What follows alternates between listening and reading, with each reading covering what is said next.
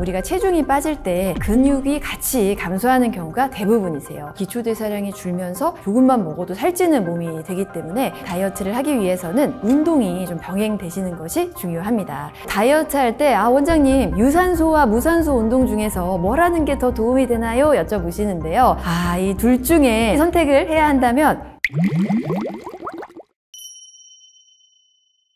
네, 우리가 비만하게 되면 복부에 특히 내장 지방이 증가하게 되는데요. 이 내장 지방은 단순히 이제 지방을 저장하는 역할뿐만이 아니라 대사작용이 굉장히 활발한 조직입니다. 그래서 이 내장 지방은 혈중으로 흘러 들어가게 되고요. 이로 인해서 고지혈증이라든지 고혈압, 심근경색, 뇌졸중이 유발될 수도 있고요. 또 이 내장 비만은 염증을 일으키는 물질들을 다량 분비를 하게 됩니다. 이로 인해서 만성 염증이 심해지게 되고 더 나아가서는 암을 유발할 수도 있는데요. 남성분들의 경우에는 이제 대장암이나 전립선암, 또 여성분들은 유방암이나 자궁 내막암, 또 난소암 등을 유발할 수 있어서 단순히 미용적인 목적뿐만이 아니라 하나의 질병임을 좀 인식하시고 잘 관리하시는 것이 중요하겠습니다. 네, 우리가 다이어트를 할 때 먹는 양을 많이 줄이다 보니까 이 단백질 섭취량도 함께 줄어들 수밖에 없습니다. 그러다 보면 우리가 체중이 빠질 때 체지방만 빠지면 참 좋은데요. 근육이 같이 감소하는 경우가 대부분이세요. 기초대사량이 줄면서 조금만 먹어도 살찌는 몸이 되기 때문에 우리가 이 근손실 없는 다이어트를 하기 위해서는 운동이 좀 병행되시는 것이 중요합니다. 그런데 이 운동의 중요성은 이 다이어트의 시기별로 좀 차이가 있는데요. 다이어트의 시기는 크게 두 가지 시기로 나뉘죠. 체중을 감량하는 체중 감량기와 그리고 체중을 유지하는 체중 유지기로 나뉘는데, 체중 감량기 때는요, 식단하고 운동의 중요성을 따져보면 식단이 조금 더 중요할 수가 있습니다. 탄수화물 이만큼 드시던 분들이 갑자기 탄수화물 섭취량도 줄이고 하셔야 되는데 굉장히 스트레스거든요. 먹는 것도 줄여야 되는데 운동도 열심히 하려고 하면 대부분 이도저도 안 되고 그냥 포기해 버리시는 경우가 많으세요. 실제로 임상에서 좀 효율적으로 살을 뺄 때는 보통 체중 감량기 때는 식단에 좀 더 에너지를 쏟으시고 이 식단을 잘 지키는 선에서 여유가 되신다라고 한다면 운동을 함께 병행하시는 걸 권해드립니다. 단 이제 체중 유지기 때는 운동이 식단보다 더 중요해질 수가 있는데요. 자, 우리가 다이어트를 하다 보면 체중 감량기 때 쭉 살을 빼다가 어느 정도 한두 달 정도 지나면 정체기가 오기 마련입니다. 먹는 양이 많이 줄어들게 되니까 우리 몸에서는 이거 비상사태다, 대사량을 확 줄여야겠다 생각을 하고 적게 먹어도 살이 안 빠지는 시기가 오거든요. 자, 이때는 운동이 꼭 필요합니다. 운동을 하게 되면 근육량이 늘면서 대사량이 확 증가를 할 수가 있기 때문에 이 정체기를 탈출할 수 있어서 유지기 때는 반드시 좀 운동이 병행되시는 게 좋고요. 먹는 양을 좀 늘리는 시기이기 때문에 이 오버된 칼로리를 또 운동으로 소비하시면 좋아서 유지기 때는 반드시 운동이 좀 병행되시는 게 좋겠습니다. 네, 많은 분들이 다이어트 할 때 원장님 유산소와 무산소 운동 중에서 뭘 하는 게 더 도움이 되나요? 여쭤보시는데요. 이 둘 중에 굳이 선택을 해야 한다면 유산소 운동이 조금 더 도움이 되실 수 있을 것 같습니다. 다이어트를 하시는 분들은 체지방의 비율이 높으신 분들이 많으시잖아요. 무산소 운동부터 하시게 되면 이제 지방보다는 탄수화물을 에너지원으로 쓰기 때문에 체지방의 연소율이 그리 높지는 않습니다. 그래서 다이어트 초기에 무산소 운동만 하시게 되면 몸집이 오히려 더 커지실 수 있으세요. 우리가 유산소 운동을 하게 되면 근육에서 에너지를 만들 때 지방을 주요 에너지원으로 사용하게 됩니다. 이 지방이 근육으로 이동을 해서 지방의 연소가 활발히 이루어지게 되는데요. 즉 유산소 운동을 할 때는 체내의 지방의 분해율을 높일 수가 있습니다. 그리고 두 번째로 유산소 운동을 할 때 또 모세혈관의 밀도가 높아지게 되는데요. 모세혈관의 밀도가 높아지면 혈액이 촘촘하게 더 흐르게 되면서 지방의 연소가 더 활발히 이루어질 수가 있습니다. 유산소 운동을 하면 단순히 100에서 200칼로리 정도 소모하는 거, 심폐지구력이 조금 늘어나는 정도가 아니라 전체적으로 우리 몸이 체지방을 많이 쓰는 몸, 지방을 연소하는 몸으로 바뀔 수 있다는 장점이 있겠습니다. 네, 이 유산소 운동을 하실 때 어떤 분들은 정말 숨이 안 차는 가볍게 걷는 산책 정도의 유산소 운동 하시는 분들이 있고,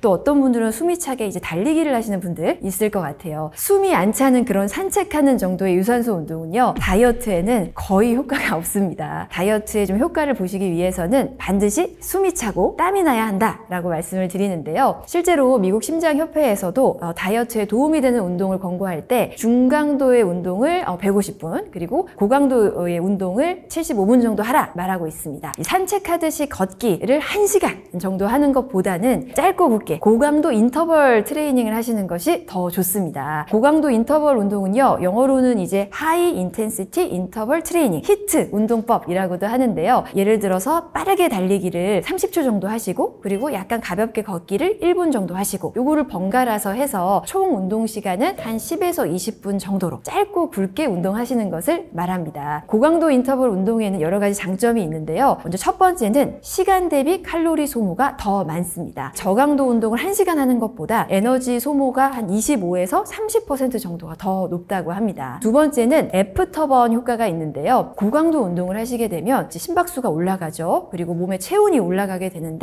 이런 것을 회복하기 위해서 운동 후 초과산소 소비, EPOC 효과가 일어나게 됩니다. 고강도 운동을 하면서 이제 근육에서 사용한 이 크레아티닌 인산을 재합성하는데도 산소가 필요하기 때문에 운동을 한 다음에도 칼로리가 더 소모가 되니까 굉장히 이득이라고 할 수가 있겠습니다. 마지막 장점은 인슐린 저항성을 개선할 수 있다는 점인데요. 보통 이제 저강도 운동을 했을 때보다 고강도 운동을 했을 때 이 인슐린 저항성이 개선되기 때문에 다이어트에 더 유리하다고 볼 수가 있겠습니다.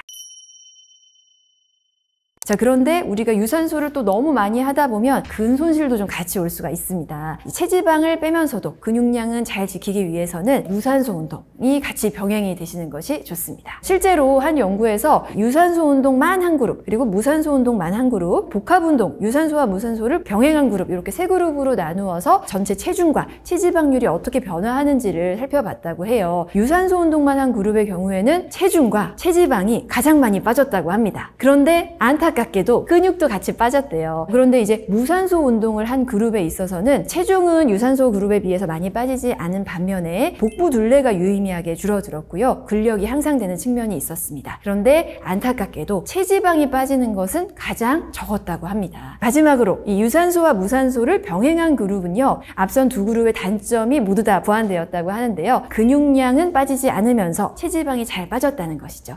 여러분, 이런 연구 결과를 토대로 보더라도 운동을 하실 때는 유산소 운동 하시면서 무산소 운동 병행하시는 것이 가장 좋겠습니다. 이제 무산소 운동을 하실 때 이제 덤벨 들기도 많이 하시죠. 무거운 덤벨을 들어야 할지 아니면은 가벼운 덤벨을 여러 번 들어야 할지 고민이신 분들 많을 것 같아요. 무거운 덤벨을 이렇게 고중량 저반복으로 운동을 하시게 되는데 이때는 근육의 과부하가 걸리면 우리 근육은 점점 벌크업이 됩니다. 근육이 비대해지는 효과를 보실 수가 있으세요. 그래서 나는 근육의 볼륨을 좀 더 키우고 싶다라고 하시는 분들은 고중량을 들으시면 좋을 것 같고요. 반면에 가벼운 덤벨을 여러 번 드시는 경우도 도움이 될 수가 있는데 근육이 비대해지기보다는 근육의 질과 결이 더 좋아지는, 그래서 근육이 좀 더 선명해지는, 그리고 오랫동안 할 수 있다 보니까 사실 유산소 운동에 더 가깝거든요. 체지방을 좀 더 뺄 수 있다는 측면도 있어서 나는 이제 근육을 너무 벌크업 하기보다는 체지방을 좀 빼면서 근육의 결이 좀 살기를 원해 하시는 분들은 저중량으로 고반복 하시는 것도 좋은 방법이 되겠습니다.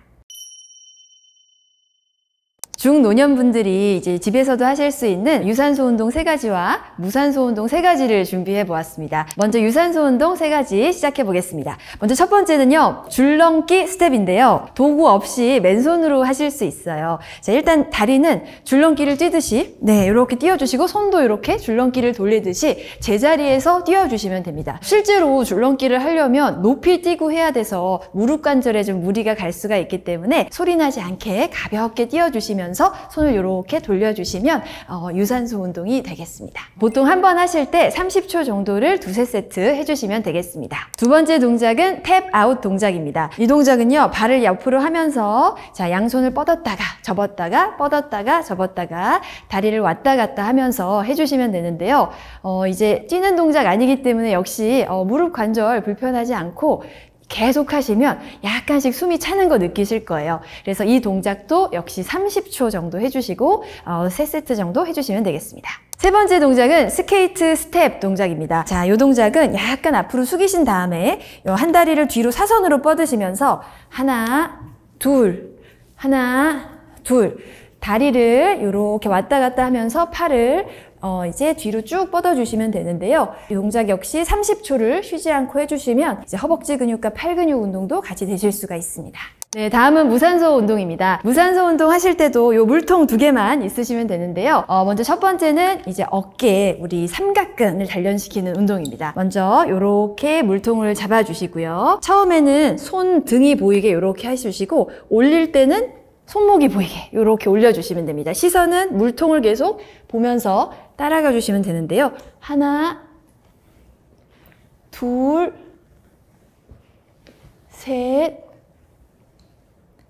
넷, 요렇게 해서 총 10개 해주시면 되겠습니다. 처음에는 이 물통 하나도 무거우실 수 있기 때문에 맨손으로 시작해 보시고요. 맨손으로 하는 게 적응이 되시면 이렇게 물이 담긴 물통을 활용해 보셔도 좋을 것 같습니다. 네, 두 번째 무산소 운동은 등의 광배근 운동입니다. 자, 보시면 약간 허리를 숙여 주셨다가 물통을 이제 밑으로 손을 이렇게 늘어뜨려 주시고요. 옆쪽으로 이렇게 들어 올리면서 등 근육이 조여지는 걸 느끼시면 됩니다.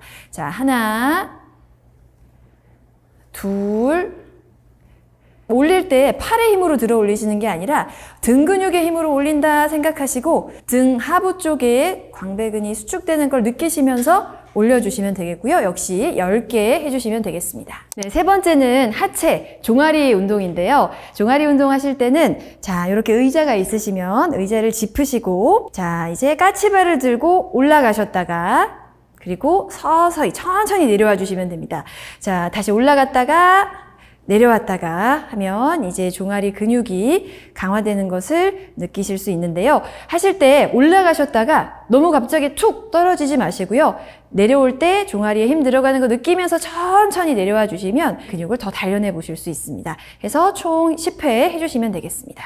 네, 오늘 이제 중노년 분들을 위한 유산소와 무산소 운동 알려드렸는데요. 중노년 분들은 너무 운동의 강도가 강하게 되면 이제 부상의 위험이 있기 때문에 집에서 이렇게 특별한 도구 없이 간단히 이제 적당한 강도의 운동하시는 것이 좋겠습니다. 네, 이제 중노년 분들의 운동에 있어서는 운동의 강도라든지 시간이 좀 조절되셔야 할 것 같은데요. 중노년 분들 유산소 운동 필수적입니다. 유산소 운동을 하시게 되면 이제 심혈관계 기능이 향상될 수가 있고 운동 후에 이제 수면의 질이 향상되고 또 정신 건강에도 좋기 때문에 유산소 운동을 꼭 하시면 좋은데요. 운동의 시간을 너무 장시간 하지 마시고 좀 여러 번 나누어서 하시는 게 좋습니다. 하루에 한 30분에서 50분 정도로 운동을 하시고 일주일에 5, 6일 정도 좀 꾸준하게 운동을 하시는 것이 몸에 무리가 없는 선에서의 유산소 운동이 되겠습니다. 보통 권해드리는 운동으로는 조깅이라든지 가볍게 걷기, 그리고 자전거 타기나 수영, 댄스 등의 운동을 권해드리는데요. 이때 이제 달리기를 하실 때는 이제 관절에 좀 무리가 가실 수가 있기 때문에 주의하시는 게 중요하겠습니다. 그리고 이제 고혈압이나 당뇨가 있으신 중노년 분들의 경우에는 또 무산소 운동도 꼭 병행하시면 좋은데요. 근력 운동을 하시게 되면 근육의 양이 증가하면서 혈당이 조절되는 효과가 있거든요. 대신 너무 강도가 높지 않게 덤벨을 하신다면 가장 가벼운 무게부터 시작을 하셔서 서서히 강도를 올려나가시는 것이 좋겠습니다.